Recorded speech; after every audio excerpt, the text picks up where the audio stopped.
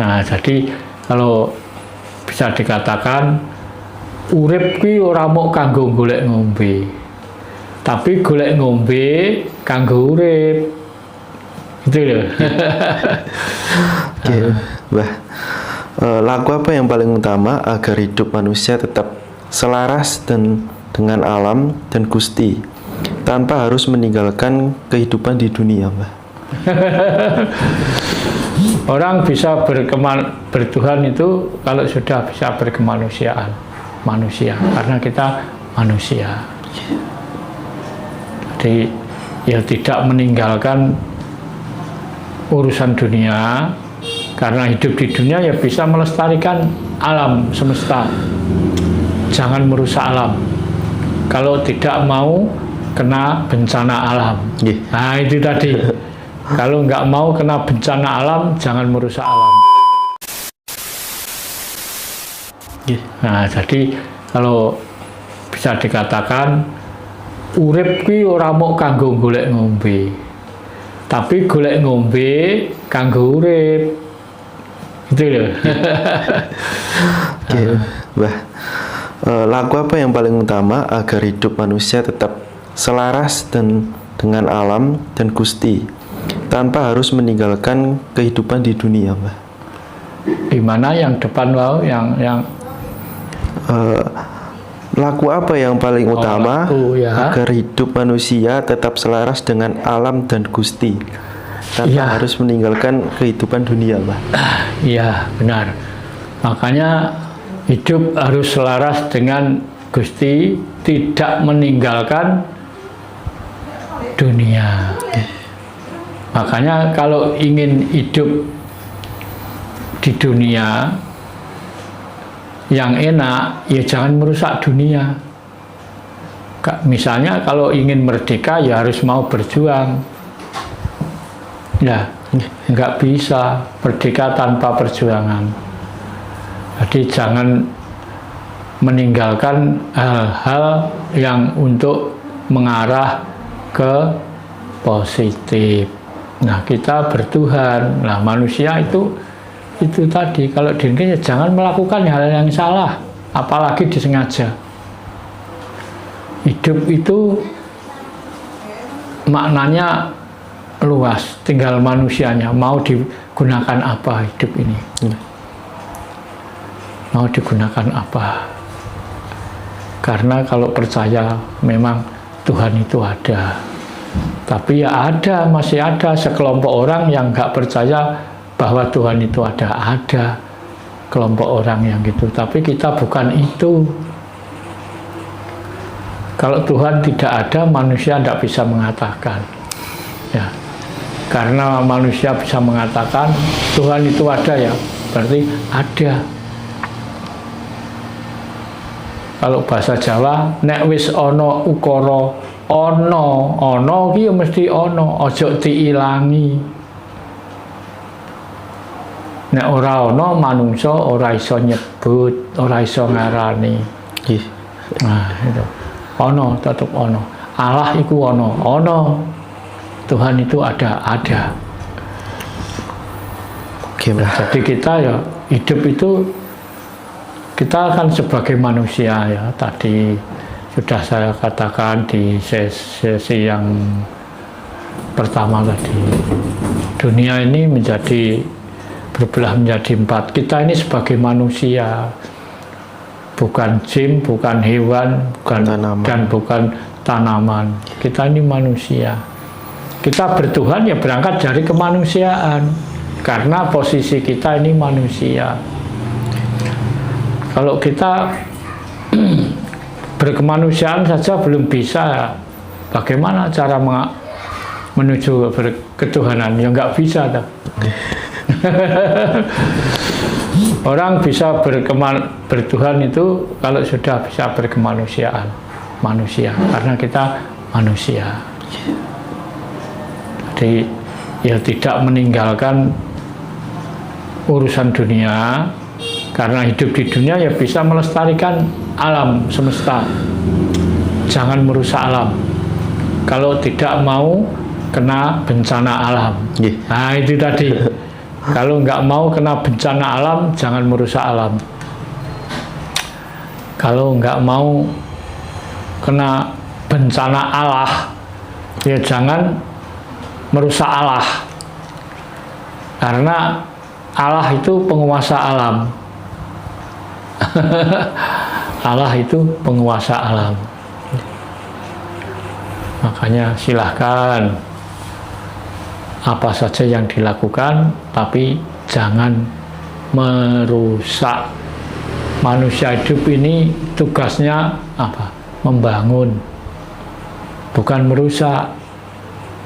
Nah, bangun tata caranya nggak tahu ya jadinya rusak itu. Pemerintah itu yang dikehendaki mau nambah penghasilan pangan, menambah hasil pangan, meningkatkan hasil pangan, tapi caranya salah, ya jadinya ya salah. Nah, kalau membuat lahan padi, sawah, ladang berapa hektar ya, jangan menjadi satu. Jadi sebelahnya masih ada hutan. Nah, setelah dibabat, hutannya dibabat, jadi buatkanlah. Nanti kalau hujan dibuatkan sungai, digeduk dulu, buat sungai. Nanti kalau hujan air kan nampungnya di situ. Jadi tidak sembarang, wah semorak-marik jadi banjir. Karena banjir itu karena tidak ada itu jalan yang untuk lewat air. Ya, kalau membuat lahan itu penting itu. Iya, Mbah. Niki Mbah lanjut, Mbah. Sering dikatakan orang Jawa harus nrimo ing pangdum. Apakah nrimo itu berarti pasrah tanpa usaha atau justru bentuk bijaksana yang lebih dalam, Mbah? Ya, makasih. Nah, itu filsafat Jawa. Makanya kalau sudah ngerti tentang Jawa, kan nggak mungkin kalau ada filsafat Jawa, manungsa kudu nrimo ing pandum, bukan terus langsung ditelan mentah-mentah. Tegesin nrimo ing pandum kok, bukan kok terus diem aja pasrah. Loh, itu bukan nrimo ing pandum namanya ya. Manusia tetap berusaha, tetap berkarya, tapi menurut haknya masing-masing. Yang maksudnya nrimo ing pandum, ya jangan ngambil yang bukan miliknya. Nah, itu jangan merusak yang sudah bagus. Yang dikatakan nrimo ing pandum bukan kok terus diem aja. Ya nggak jadi, manusia kok ya harus berusaha, ikhtiar, tapi jangan melanggar hakikat hidup. Misalnya itu. Nah, seperti itu tadi. Kalau nggak mau kena bencana alam, jangan merusak alam. Nah, ini namanya tidak nrimo ing pandum. Dan ada lagi, jangan ngambil yang tidak miliknya. Kalau sudah mengambil yang tidak miliknya, itu berarti tidak nrimo ing pandum ya. Apa yang dipunyai itulah yang harus dikelola dengan baik. Itu loh. Bukan kok terus diem aja, bukan. Niki Mbah, wonten malih filsafat Jawa. Apa makna dari sepi ing pamrih, rame ing gawe dalam kehidupan modern yang serba pamer dan penuh ambisi seperti sekarang ini, Mbah? Ya, itu ya perlu, Mas. Yang dikatakan sepi ing pamrih, rame ing gawe. Misalnya gini, Anda kelompok A ketemu kelompok B. Nah, jangan menunjukkan ini loh kelompokku A yang paling baik. Nah, nggak bisa, nggak boleh. Jadi di masa itu, di situ ada ada perkumpulan apa, misalnya yang diarani rame ing gawe, kalau kerja untuk umum, untuk masyarakat, kemajuan, monggo. Itu rame ing gawe, tapi sepi ing pamrih, tidak pamrih apa-apa. Kalau bantu ya bantu. Kalau masih misalnya membantu, ditunjukkan orang lain, aku bantu kalau sekian lah, itu namanya masih pamrih itu, ingin digunggung orang. Nah, jangan pamrih. Kalau mengerjakan sesuatu, kerjakanlah yang menjadi kepentingan bersama, kepentingan umum. Jangan ngambil kepentingan pribadi atau kekayaan pribadi. Bekerja demi negara ya negara. Misalnya berjuang ya atas nama negara, atas nama bangsa, bukan atas nama kelompok. Nah, kalau masih atas nama kelompok atau individu, itu namanya belum bisa sepi yang pamrih. Masih pamrih ya, semua orang ya ada pamrih. Kalau ingin merdeka ya harus berjuang, tapi berjuang jangan atas nama pribadi, jangan atas nama golongan atau kelompok. Salah itu. Kalau melakukan sesuatu atas nama, nah itu kan karena ada maunya. Kalau ada maunya, kenapa kalau ada musibah kok nggak kelihatan? Ya, nggak kelihatan. Mana dikatakan rame ing gawe, sepi ing pamrih. Kalau mengerjakan sesuatu ya, misalnya kalau anak sekolah ya kegiatan sekolah ya ikutlah. Tapi tidak untuk pribadi, untuk sekolah. Nah, masyarakat ya gitu. Kalau ada kerja bakti misalnya, ya ikutlah.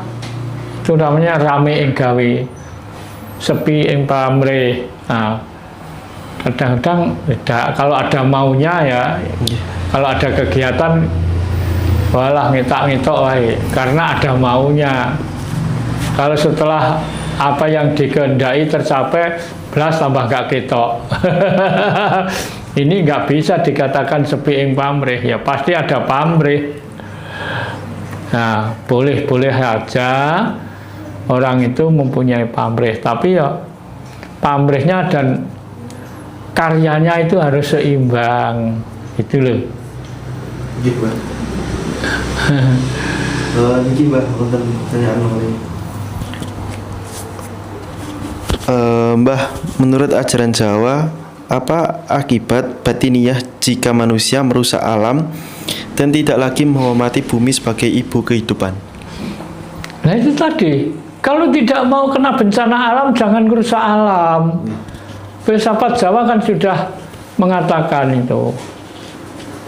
Kalau tidak mau kena getahnya, ya jangan melakukan penebangan.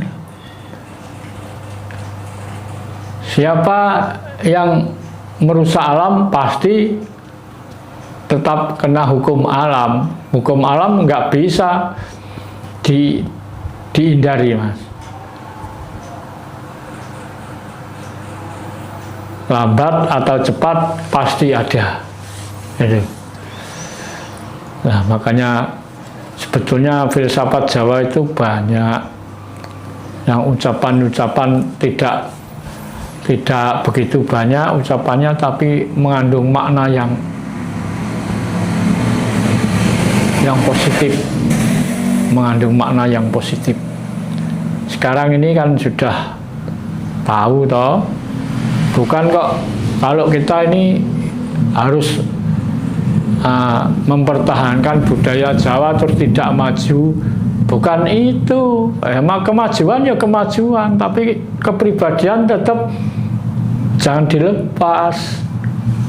Contohnya budaya Jawa itu selamatan, terus kerukunan, itu gotong royong, itu budaya. Terus budaya adat dan budaya pakaian, budaya berbicara. Nggak ada loh orang santun itu seperti orang Jawa. Jadi ada adaptasi, ini ngomong sesama usia sebaya, ini sama orang tua. Bangsa lain nggak ada. Bangsa lain nggak ada itu. Makanya Jawa itu dipakai apa ya? Dipakai tolak ukur bangsa-bangsa lain itu. Belajar di Jawa. Semua orang asing itu datang ke Indonesia yang diinginkan datang ke Jawa, karena Jawa itu gudang budaya, Mas. Ya, Jawa itu gudang budaya.